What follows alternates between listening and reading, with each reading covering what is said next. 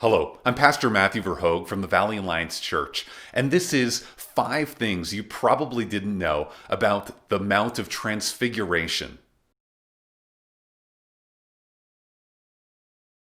What you know about this story comes from Luke chapter 9, verses 28 to 36, is that Jesus goes up the mountain, he brings Peter, James, and John.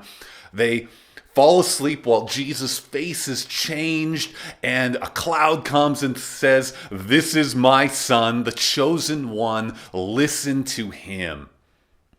Now that's what you know, but let's look at what you probably didn't know. 1. Jesus was like lightning.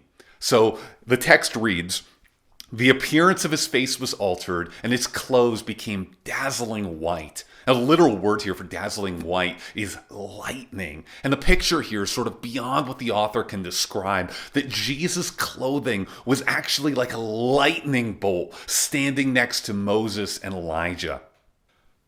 2. Moses finally gets to the promised land.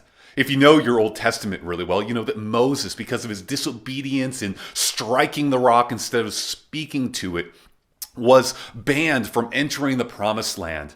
But now, when Jesus comes, ushering in an era of grace, Moses gets to step foot on the promised land. And yet, in this time, all he can do is look at Jesus, the promised one.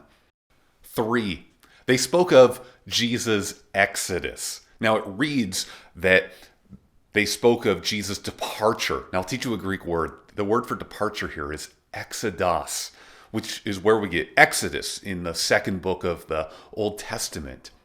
The Exodus was when Moses delivered the people of Israel, even delivering them from death as they put the blood of the lamb on the doorpost, exited Egypt through the waters into the freedom of the promised land. And in the same way, Jesus is about to be the true Lamb of God who takes away the sin of the world, not by an animal sacrifice, but by the death of himself, by which he would free a people forever. 4. Peter wants to celebrate the Feast of Booths. Peter says, "Let us make 3 tents, one for you, one for Moses, and one for Elijah." Now, these tents are booths, which brings to mind the festival of booths. Now, this is a little disputed, but Peter here might be wanting to celebrate the festival of booths because this is a festival that remembered how God was faithful in bringing the people through the wilderness into the blessing of the promised land. But even as they celebrated this, they remembered that the true freedom was still to come when the Messiah came. Now, Peter sees Jesus transfigured, and he says, "The Messianic age is here. Let's make the booths. Let's celebrate the feast." But Peter doesn't know what he's talking about because there's yet the suffering of the cross before Jesus is still yet to come back to set all things right.